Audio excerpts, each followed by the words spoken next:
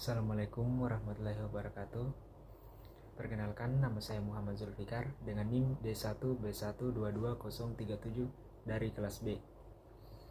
Baik, di sini saya akan menjelaskan analisis data luas lahan pertanian pangan, perubahan produksi tanaman pangan, dan perubahan jumlah penduduk. Yang pertama, data tren perubahan luas lahan padi ladang di Sulawesi Tenggara. Luas lahan pertanian padi ladang pada tahun 2018 mencapai 136,67 hektar. Pada tahun 2019, luas lahan pertanian padi ladang menurun hingga 132,34 hektar. Dan pada tahun 2020, luas lahan pertanian padi ladang meningkat 132,987 hektar. Dan pada tahun 2021, luas lahan pertanian padi ladang menurun hingga 127,517 hektar. Dan pada tahun 2022, luas lahan pertanian padi ladang menurun drastis hingga mencapai 118,259 hektar.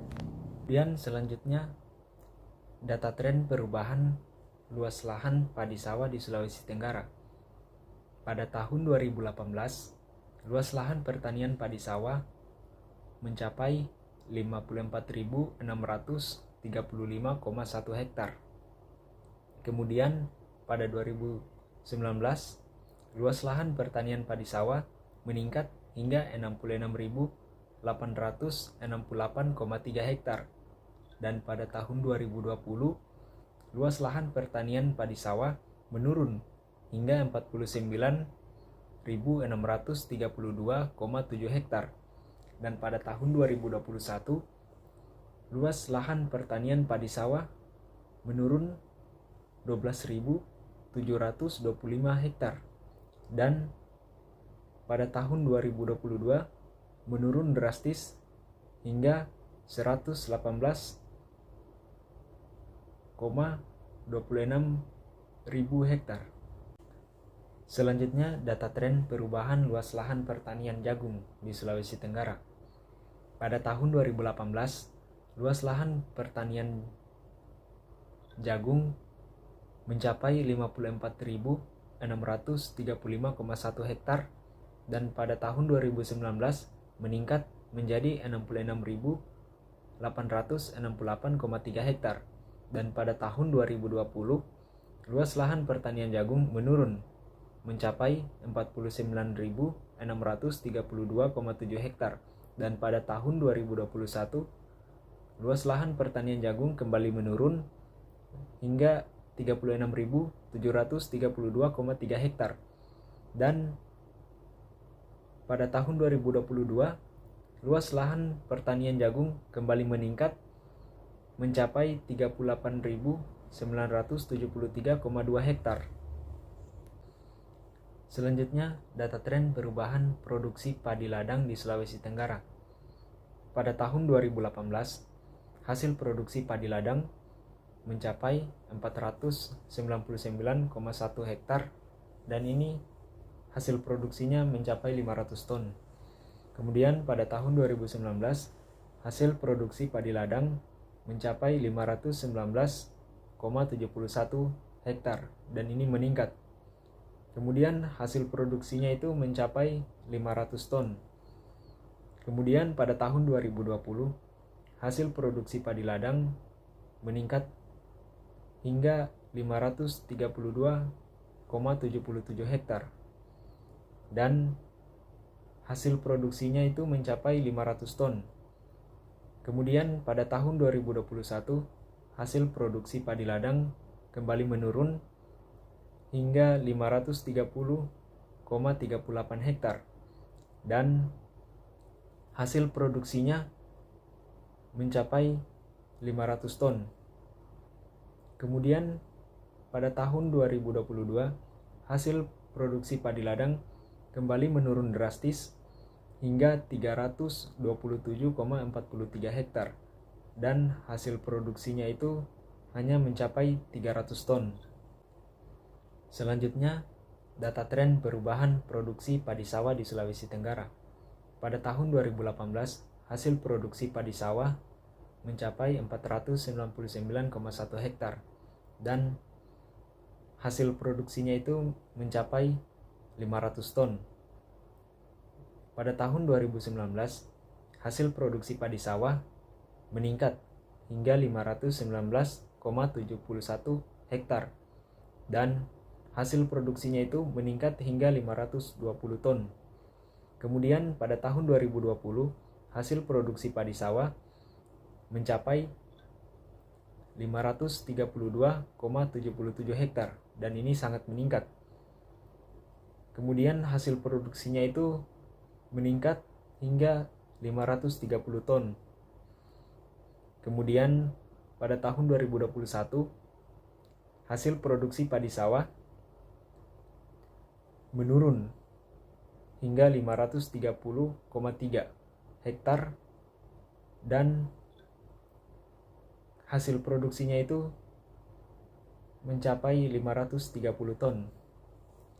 Selanjutnya pada tahun 2022, hasil produksi padi sawah sangat menurun hingga mencapai 478,96 hektar dan hasil produksi yang diperolehnya juga menurun hingga mencapai 480 ton.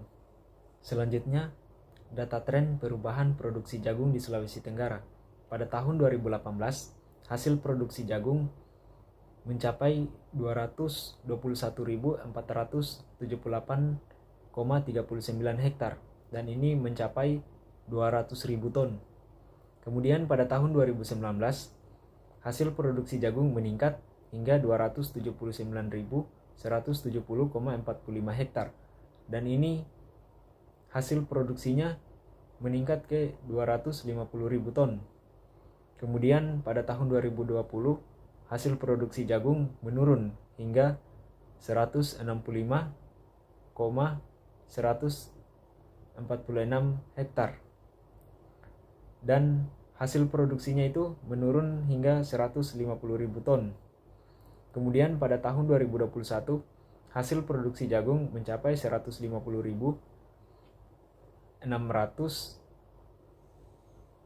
61,25. Hasil produksinya itu mencapai 150.000 ton. Dan pada tahun 2022, hasil produksi jagung mencapai 181.295,15 hektar dan ini meningkat. Kemudian hasil produksinya itu mencapai 150 ton. Kemudian data tren perubahan jumlah penduduk khusus orang dewasa di Sulawesi Tenggara. Pada tahun 2018, orang dewasa di Sulawesi Tenggara ini mencapai 184,61 dan pada tahun 2019 meningkat hingga 187,44. Selanjutnya pada tahun 2020 kembali meningkat hingga mencapai 190,23 dan pada tahun 2021 meningkat lagi hingga ke 192,974 orang dewasa dan pada tahun 2022 orang dewasa semakin meningkat hingga mencapai 195,675. Selanjutnya, data tren perubahan jumlah penduduk khusus ibu hamil di Sulawesi Tenggara. Pada tahun 2018, ibu hamil di Sulawesi Tenggara ini mencapai 184,61 dan pada tahun 2019 meningkat hingga 187,44 dan pada tahun 2020 kembali meningkat lagi hingga 190,23 dan pada tahun 2021 mencapai 192,974 dan pada tahun 2022 ibu hamil di Sulawesi Tenggara mencapai 195,675. Selanjutnya data tren perubahan jumlah penduduk khusus anak-anak di Sulawesi Tenggara. Pada tahun 2018, anak-anak di Sulawesi Tenggara ini mencapai 79.552 dan pada tahun 2019 menurun pada 79.472. Kemudian tahun 2020 kembali menurun lagi pada 79.373. Kemudian tahun 2021 anak-anak di Sulawesi Tenggara menurun lagi hingga 79.275. Dan pada tahun 2022 penurunan jumlah anak-anak di Sulawesi Tenggara menurun hingga 79.184. Kemudian rumus dan perhitungan angka kecukupan energi per hari. Untuk laki-laki sama dengan 66 tambah 13,7 dikali berat badan ditambah 5 kali tinggi badan dikurang 6,8 dikali umur. Sedangkan perempuan 655 ditambah 9,6 dikali berat badan tambah 1,8 kali tinggi badan dikurang 4,7 kali umur. Berdasarkan rumus perhitungan tersebut, dengan data diri saya, yang pertama berat badan. Berat badan saya 55 kg. Yang kedua tinggi badan 165,2 cm. Kemudian umur atau usia saya 19 tahun. Dan yang keempat aktivitas sedang saya 1,76. Maka perhitungannya 66 tambah 13,7 kali 55 kg tambah 5 kali 165,2 cm tambah 6,8 kali 19 sama dengan 66 tambah 753,5 tambah 826 kurang 129,2. Maka hasilnya 1516,3. Dan 1516,3 dikali aktivitas sedang saya yaitu 1,76 sama dengan 2668,688. Jadi kebutuhan kalori per hari yang saya butuhkan yaitu 2668,688. Kemudian konversi kebutuhan beras per tahun. Suatu kandungan yang terdapat kalori dalam 100 gram beras adalah 360 kalori. Maka perhitungannya 100 kali 2668,688 per 360 sama dengan 269.868,800 per 360 sama dengan 741. Jadi beras yang dibutuhkan per hari yaitu 741 gram atau 0,741 kg. Kemudian selanjutnya estimasi kebutuhan beras per tahun Provinsi Sulawesi Tenggara. Kebutuhan beras penduduk Provinsi Sulawesi Tenggara tahun 2018 hingga tahun 2022. Yang pertama tahun 2018, jumlah penduduk dikali dengan kebutuhan kalori 184,61 dikali 2668,688 sama dengan 492.646,491 kg per tahun. Kemudian pada tahun 2019, jumlah penduduk dikali kebutuhan kalori sama dengan 187,44 dikali 2668,688 sama dengan 500.218.878,72 kg per tahun.